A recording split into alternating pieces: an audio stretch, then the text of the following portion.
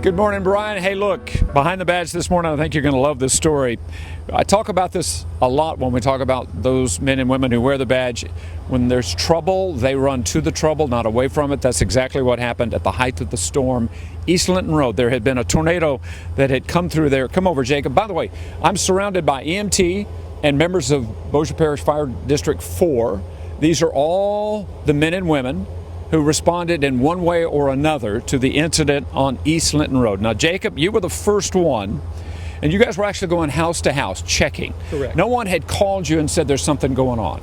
We had some reports of some downed trees Okay. and individuals possibly trapped inside the house. You had two young firefighters that are going door to door along with yourself. That's correct. Coy Collier and Joel Avery. All right, good. And then they see a little boy. Yes. A little boy reports of someone not breathing inside of their home.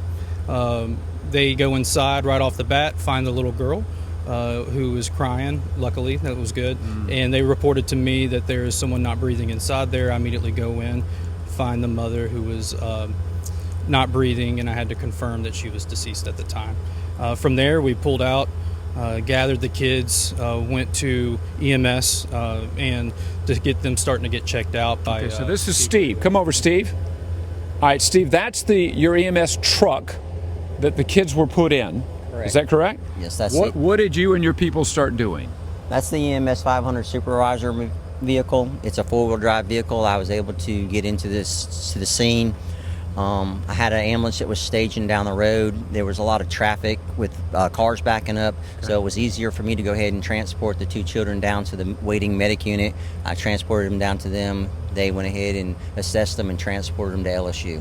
Okay, wow. And all of these people here, these are your people, is that right, Steve? That is correct. They were all involved in one way or another. This is just what happens when there's an emergency like this. Correct. I had several units in the area staging, several units already on scene in the area. So this is a partial amount of the people that were actually in the area where the damage was. I had other units that were staging just outside the damage area. So these kids surviving, I know they both had injuries, both survived.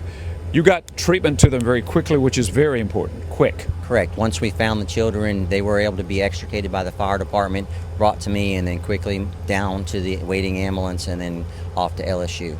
Fantastic. We're out of time for this particular segment. Chief Wallace, I know you're proud of your people here, and as we all should be, because again, as we have said this time and time again over the last 3 years doing this series Behind the Badge, when there is trouble, and obviously there was trouble, the big storms that came through, these are the people that run to, not away, and thank God they do. Nate, coming back to you.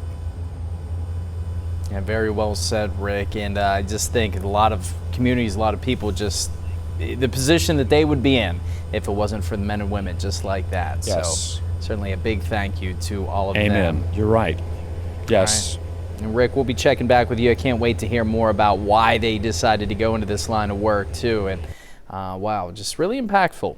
And there is a GoFundMe page set up for the family, and any supplies that you would like to contribute can be dropped off at Cypress Baptist Church on Airline Drive. And also too, if you happen to know anyone involved with law enforcement, maybe a first responder of any way, and you want to tell their story about how they're helping the community and possibly even saving lives, keeping us safe, you can email those details to us at behindthebadge@ktbs.com. And watch every Thursday. Rick does an incredible job showcasing the work that they do on the beat.